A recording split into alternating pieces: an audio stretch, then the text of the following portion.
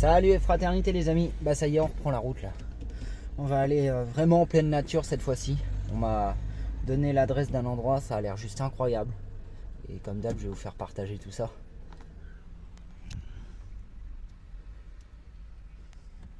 Allez. On va mettre la bestiole en route.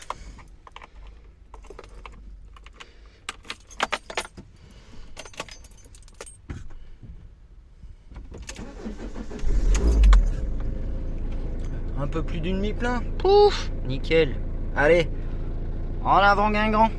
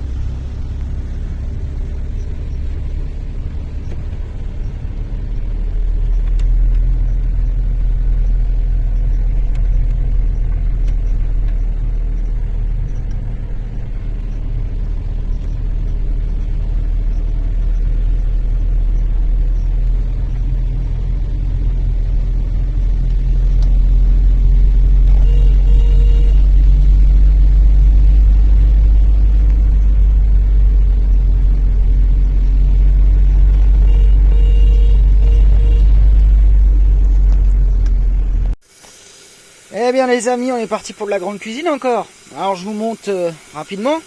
Là on a le poulet qui cuit. Voilà, tout gentiment. On va réduire le feu un peu d'ailleurs. Voilà. Et on a des bonnes pâtes. Et je vais faire des pâtes carbo parce qu'en fait j'ai la crème qui va bien. Bon, j'ai pas le roquefort, j'avoue. Donc c'est pas des vraies pâtes carbo, mais voilà. Ça va être vachement bon. Et alors, bon, il y a la cuisine, c'est vrai, mais cuisiner dans ce genre de cadre, avec le bruit de l'eau en fond, franchement, c'est tip top. Hein. Ah là, j'ai vraiment trouvé un spot exceptionnel. Enfin, trouvé. On me l'a recommandé, on va dire. C'est vraiment. Et puis là, c'est un chemin de randonnée en fait. C'est top, hein. Bon, bah, bon appétit pour tous ceux qui sont à table, hein. Regardez-moi ça les amis. Ça faisait longtemps de la crème fraîche et du poulet. Oh, j'aime le poulet moi. Ah, je vais me régaler. Regardez-moi les amis ce spot. Pourquoi je dis que c'est un spot de rêve?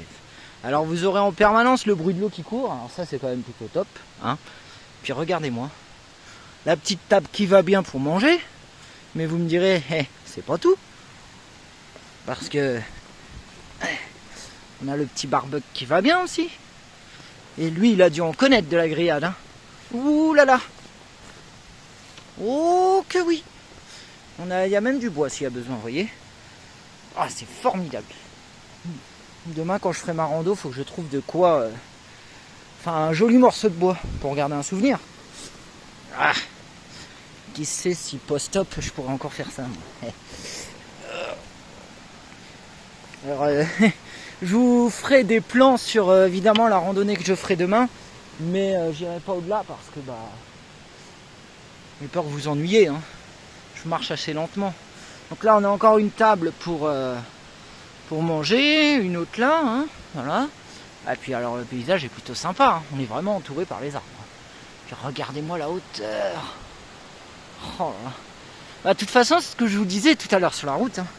C'est juste saisissant. Mais attendez, je vous ai pas montré le meilleur. On a ce petit chemin qui se profile là. Vous voyez, l'herbe est tassée. Et il y a une bonne raison. Bon, vous allez me dire, vous en doutez au bruit de l'eau. Oh, il y avait un chat. Mince. Ça va dire que c'est pas vu. Ouais.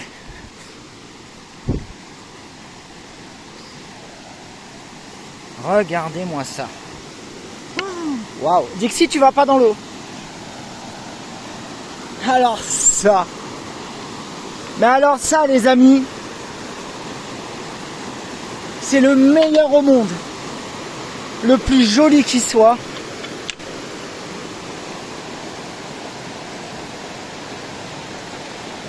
c'est magnifique. Alors c'est sûr que le bord de plage et tout, il y a plein de bons côtés, mais quoi qu'on en dise, c'est quand même magnifique les cours d'eau de montagne comme ça. Tu vas pas dans l'eau, Dix, hein? Ah, c'est le soir, tu vas pas te tremper à cette heure. Hein. Ah, regardez, on pourrait passer là en fait. Hein. Bon, de retour au camion. Alors, il y a quand même un point que j'aimerais aborder avec vous. Cette partie de vidéo, pour les non-abonnés et ceux qui ne sont pas spécialement intéressés par ma vie perso, l'handicap et tout ça, c'est le moment de nous quitter. Et je vous dis comme d'hab, salut et fraternité. En gros, j'ai eu dernièrement une réflexion qui m'a donné beaucoup à réfléchir en fait. Parce qu'on m'a dit, je comprends pas, toi tu as le droit à la hache, or que t'es pas si handicapé que ça puisque tu as pu aménager ton camion. Alors autant dire que ça m'a fait un choc d'entendre un truc comme ça. Parce que quand on connaît un peu mon parcours, bah ouais, la vie n'est pas forcément tendre. J'ai sérieux problèmes.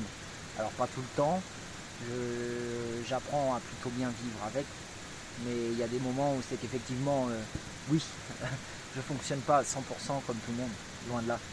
En fait, dans la réalité, il y a des moments où la douleur te met KO et tu restes au lit. Tu peines à te déplacer pour la moindre des choses, même la plus essentielle. Et à la réponse, ouais, mais tu as pu aménager un camion. Oui, c'est vrai. Je l'ai fait, c'est pas faux. Alors il y a des trucs où c'est qu'on m'a filé des coups de main déjà.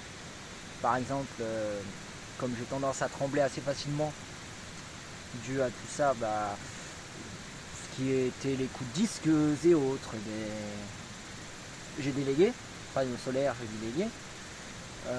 Après l'aménagement lui-même, c'est vrai que je le dois qu'à moi. Hein. Non seulement je le dois qu'à moi, et en plus c'est 100% récup. Donc en soi j'en suis fier. Maintenant, ce qu'il faut bien comprendre en fait, c'est que c'est pas une justification, mais c'est le but en fait, c'est de faire évoluer les mentalités en fait. Parce que quand on a un handicap en fait, ça veut pas dire qu'on est plus bon à rien, hein, ou qu'on peut plus faire ce qu'on faisait. C'est juste qu'on fait différemment. Et dans mon cas, beaucoup plus lentement. Vous voyez, pour aménager le camion, je travaillais quelques heures. Un jour sur deux, ou un jour sur trois, ou tous les jours, mais moins longtemps. Et à la vérité, plus d'une fois ça m'a joué des tours, parce qu'il y a certaines choses qu'on commence et qu'on est obligé de finir, et que j'étais incapable de finir. Donc je recommençais le lendemain. Ça m'a pris un temps considérable à faire ça, mine de rien. Et à côté de ça, je pense que faut savoir quand même que l'allocation adulte handicapé, justement, c'est pas un truc qu'on acquiert comme ça en fait. Hein. C'est une commission de médecins qui se réunissent, hein, ni plus ni moins. Et ils statuent sur le traitement médicamenteux, les rapports, les comptes rendus des médecins plutôt, et l'état général du patient. Et moi, ce qui a joué, c'est qu'en fait, j'avais tendance, malgré à ce qu'on me disait les médecins, à arrêter mes arrêts et retourner travailler. Alors c'est tout à fait louable et tout, mais en réalité c'était parfaitement stupide. Parce que vous voyez, en l'espace de 8 mois, j'ai développé une nouvelle hernie. C'est con à dire, mais ça laisse songeur quoi. Donc cet aparté est en fait, à bon entendeur, espérons que ça serve. Surtout pour tous ceux qui se posent la question de dire ouais, j'ai un handicap, je peux pas. Si, on peut toujours. On peut toujours, mais on peut différemment. Et on peut toujours se faire aider. Il y a de très bonnes personnes, c'est certain. Moi, ils se reconnaîtront facilement. L'ex-propriétaire du camion, par exemple, mon meilleur ami. Et diverses potes que je me suis fait aussi sur la route. Et les potes classiques que j'ai, si je peux dire. Mais l'autre point que je tenais important à aborder, que je trouvais important à aborder, pardon, c'est ce que m'a dit le chirurgien. Et du coup, typiquement, c'est la première fois que ça s'est aussi bien passé, tout en sachant que c'est pas qu'un simple chirurgien, c'est un neurochirurgien. Et il y a une différence quand même. Parce que le gars il a dit ouais eh bien tu peux te dire une chose, c'est que tu as le dos bien abîmé et typiquement la seule chose qu'il y a à faire c'est t'opérer. On va commencer par une intervention assez classique et connue, l'arthrodèse, donc qui consiste à grossièrement souder deux vertèbres entre elles. Et le problème que ça pose dans mon cas de faire ça, c'est que effectivement ça va éviter que ça glisse davantage et poser des problèmes bien plus importants au niveau de la mobilité. Mais le problème c'est qu'on ne sait pas la mobilité que j'aurai avec ça, déjà de 1. Et de 2, je risque de souffrir davantage, du moins dans un premier temps. Parce que en fait on va fixer une partie qui était mobile, donc déjà voilà. Et en plus moi qui est de travers. Donc j'aime autant vous dire que... Mais c'est aussi un chirurgien qui m'a dit mais là pour l'instant ne te fais pas opérer. Parce que il a écrit sur son compte rendu. Il a vu d'innombrables médecins. Et il place sa confiance en moi pour cette opération. Et typiquement il m'a dit moi je pense pas qu'il faut que je t'opère là tout de suite dans l'immédiat. On se revoit dans quelques temps et pas de soucis, on programme ça. Je lui ai dit pourquoi. Il m'a dit parce que t'es pas prêt. Je lui ai dit vous savez, j'ai fait pas mal de bornes justement pour venir vous voir, donc plus près que moi, il n'y a pas. Et c'est là que typiquement il m'a dit alors ta volonté elle est là, mais émotionnellement et physiquement t'es trop fragile. Tu supporteras pas. Ça rejoint un peu le principe de toutes mes vidéos et ce que j'ai tendance à essayer de promouvoir. Peut-être je le fais maladroitement, mais la volonté, ça permet beaucoup de choses. Et typiquement, si une personne de cette trempe, avec son expérience, me dit que je suis pas prêt, c'est que je suis pas prêt. Et il a pas tort. Il a pas tort parce que j'ai jamais en réalité pris le temps d'accepter les choses telles qu'elles étaient. J'ai là aujourd'hui, notamment avec ce spot, pris un risque.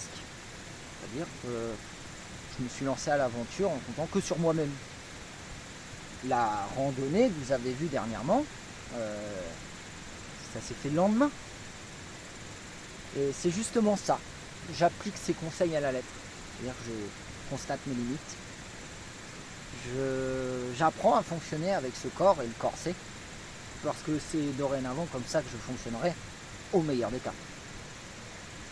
Si ça se limite à ça, franchement, je m'en tire plutôt bien. Et je suis pas pessimiste, il n'y a pas de raison. Je suis quand même un guerrier. Avant de me mettre à terre, il faut y aller quand même. Mais pour revenir à ce que je vous disais au début, c'est vrai que théoriquement, ce genre de réflexion comme on m'a faite, ça aurait pas dû m'atteindre. J'aurais dû en rigoler ou tout simplement en avoir rien à faire. Ni plus ni moins. Puisque c'est toujours facile de juger. Très facile. Mais quand on va dans les faits et qu'on se pose une simple question, et vous à 30 ans, vous feriez quoi? Là, dans la majorité des cas, il y a un blanc qui s'installe. Parce qu'à 30 ans, on va au restaurant, on sort avec ses amis, on profite de la vie. On a des relations amoureuses. Et pour la grande majorité des choses, moi, je les ai pas, ça. Alors, il y a des choses, je ne peux pas. Et il y en a d'autres, je me l'interdis. Parce que, comment voulez-vous que quelqu'un puisse me supporter tel que je suis, vu que j'ai déjà du mal à me supporter moi-même. Mais ça, c'est justement ce qui engendre ce mode de vie. Et après ce mode de vie, attention, on va mettre les choses au clair. Je suis loin d'être un nomade lâché en pleine nature, sans aucun suivi, j'ai rendez-vous régulièrement avec des médecins, que ce soit la sécu et tout ça, vous savez, tout est contrôlé et tout se dit et tout se sait. C'est en un sens pas plus mal, hein, que les choses soient ainsi, puisque ça permet d'avoir plusieurs points de vue aussi. Et je pensais pas, sincèrement. Vous voyez, il y a plusieurs types d'arrêts de travail pendant 2 ans et demi facile. Sur les périodes où j'étais arrêté, vous savez, on est tous soumis à des horaires de sortie. Et là, typiquement, ce chirurgien m'a mis avec des restrictions limitées. C'est-à-dire qu'en gros, il n'y en a presque pas. Et étonnamment, c'est ce qu'il m'a dit. Il m'a dit, vous, ça vous stresse, les heures de sortie. Vous avez peur. Et il n'a pas tort. Donc, ça fait bizarre. Ça fait bizarre d'un nouveau vivre normalement, en fait. De ne pas avoir cette peur au ventre et surtout de pas... Comment dirais-je, de vraiment se retrouver seul, en fait. Parce que, au final, même avec un arrêt de travail, on ne l'est pas seul. Dans l'attente d'un contrôle ou dans l'attente d'un rendez-vous, maintenant, il me l'a dit.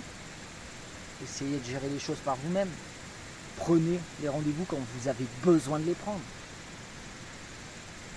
Et c'est ce que je fais. C'est pas simple, mais j'essaie. Et il y a une chose sûre, c'est que j'y arriverai. Et c'est bête à dire, en début de vidéo, vous avez vu la cuisine, fait que je fais à manger, tout ça. Je dis pas que je suis pas en train de manger habituellement, mais en règle générale, depuis quelques temps, surtout quand je suis tout seul, ça me gonfle. C'est-à-dire que je vais à l'essentiel, une boîte, et voilà. Là, j'ai fait pas du 4 étoiles, hein, loin de là, de toute façon, je suis pas comme ça. Mais j'ai pris le temps de me faire plaisir et de cuisiner quelque chose qui me donnait envie. Et encore une fois, c'est bête à dire, ça faisait longtemps. Parce que psychologiquement, en fait, c'est un peu ce qu'il m'a dit. Et qu'à tout... il l'a vu, hein, cet éclat que j'ai eu dans mes yeux quand il a dit ça. C'est faites les choses pour vous. Et quand vous serez prêt, je le serai, ça se verra et on fera ce qu'il faut. Je dis d'accord, j'avais pas compris. Là, j'ai l'impression que je commence à comprendre. Et je crois que quand je serai parfaitement prêt, en fait, je pense que effectivement, j'aurai quasiment pas de séquelles. Ou même si j'en ai après tout, ça ne m'arrêtera pas. Il y avait un moment que je m'étais pas livré comme ça avec vous. C'est vrai. Je l'ai fait il y a quelques temps, plus dans un esprit de mauvaise nouvelle. Pourquoi est-ce que mon corps me lâchait parce que je travaillais, etc. Bon, il y a très peu de gens qui ont vu cette vidéo, c'est pour ça que je l'ai dit, hein, c'est plus aux abonnés cette partie vidéo. Mais je trouvais essentiel, quitte à m'être livré au début, à le faire complètement. Et pour une fois, dans un regard justement en application avec ce que j'ai tendance à dire. Il y a une vidéo sur ma chaîne justement, la volonté et le handicap de mémoire. Je crois qu'elle a 34 vues au compteur. Ça veut dire. Et elle a presque un an, hein, facile. Et je me suis rendu compte d'une chose en revisionnant, alors que j'ai l'air idiot sur une caméra, et contrairement à ce qu'on peut croire, c'est pas un exercice facile, que ce soit ça ou les lives ou autre, parce qu'on a toujours une appréhension. Mais au-delà de ça, c'est que c'est fou, hein, c'est tellement plus facile de donner des conseils aux autres, mais alors pour les appliquer à soi-même, il n'y a vraiment plus personne. Je vais clôturer là-dessus. Ça m'a fait plaisir, ce moment de partage. J'espère qu'à vous aussi. Et comme d'habitude, vous le savez maintenant, c'est la phrase d'or. Salut et fraternité.